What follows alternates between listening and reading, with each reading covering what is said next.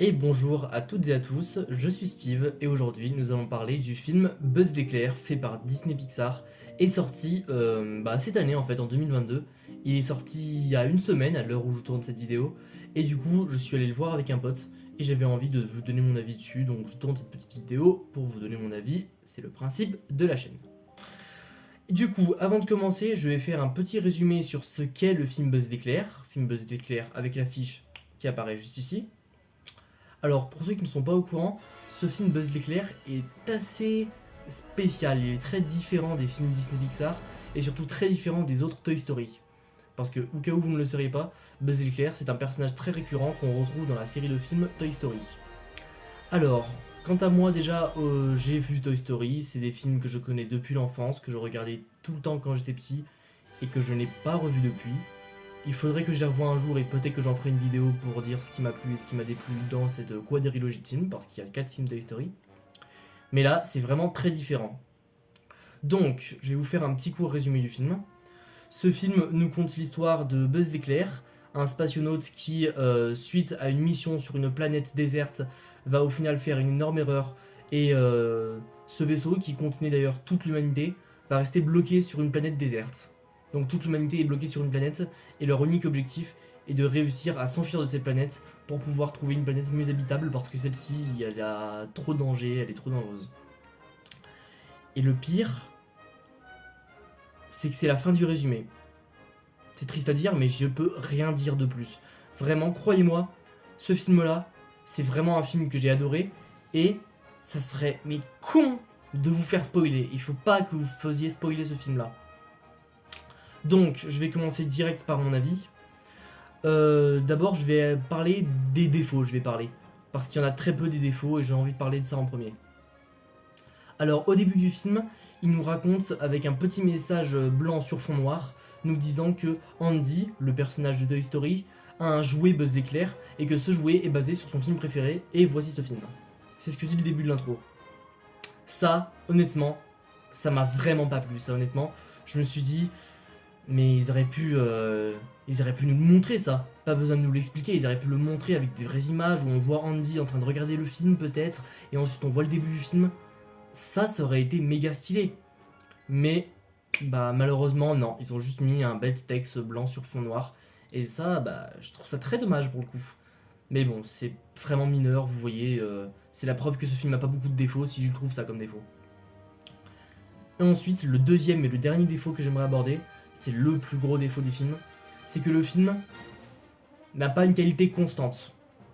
En fait, si vous voulez, le tout début du film, les 30 premières minutes, j'ai adoré les 30 premières minutes du film. C'est pas une blague, pendant ces 30 ou 40, je sais pas exactement combien de minutes, mais pendant le début du film, je me suis dit, wouah, c'est un chef-d'œuvre. Je me suis dit, c'est le film de l'année carrément pour moi. Sans rire, quand j'ai vu les 30 premières minutes, je me suis dit, c'est le film de l'année, c'est un chef-d'œuvre, c'est le meilleur film Disney Pixar, il faut le voir, c'est incroyable le début.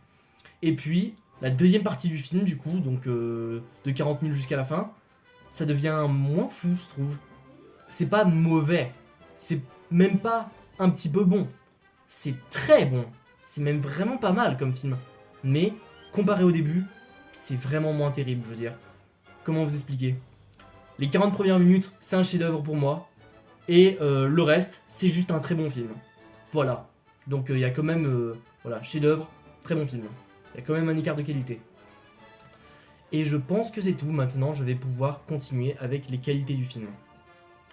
Alors, la plus grande qualité de ce film, sans aucune hésitation, c'est son scénario qui est énormément bien travaillé et qui va très loin pour un film Disney Pixar. Sans rire, pour moi, quand je suis allé voir Buzz l'éclair, déjà j'étais surpris quand j'ai vu la bande-annonce la première fois. Je me suis dit, waouh, un film réaliste sur Buzz l'éclair, ça doit être bizarre, je suis curieux. Donc je suis allé au cinéma avec beaucoup de curiosité. Et quand je l'ai vu, j'ai été très très surpris par le scénario tellement il est bien travaillé. Il y a du scénario de science-fiction, de voyage dans le temps, et même du scénario avec des mondes parallèles. Je vous jure, ça parle de mondes parallèles dans le film. Et surtout, le film est d'un réalisme énorme. Par exemple, je sais pas si vous saviez, mais dans le monde réel, le voyage dans le temps est possible. Alors comme ça, vous allez pas me croire si je vous dis ça comme ça sans argument. Alors, en fait, si on trouve le moyen, même si on ne le connaît pas encore, si on trouve le moyen de voyager à la vitesse de la lumière, on peut par exemple faire demi-tour à la Lune, aller-retour à la Lune, et ça nous aura pris à peine 2 jours le trajet, alors que sur Terre, bah, des centaines d'années se sont écoulées. Voilà, on a voyagé dans le futur si on arrive à aller plus vite que la vitesse de la lumière. Et dans la première partie du film, celle qui est un vrai chef-d'œuvre selon moi, eh ben, ils usent de cette faculté à voyager dans le temps, et c'est magnifique tout ce qu'ils ont fait.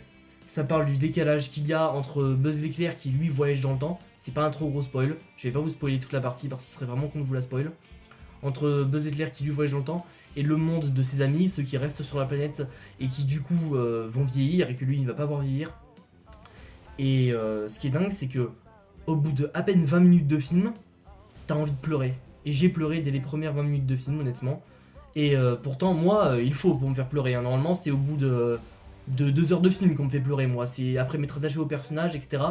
Là, en à peine 40 minutes, ils arrivent à me faire pleurer avec un scénario brillant, avec une animation brillante, un univers fascinant. C'est juste parfait le début, comme je vous l'ai dit. Et le scénario est super bien bossé. Et je ne vais pas vous parler plus de ça du scénario parce que sinon, ce serait un énorme spoil. Il y a aussi quelque chose que j'ai apprécié dans ce film, c'est des personnages qui sont tout aussi réalistes en fait.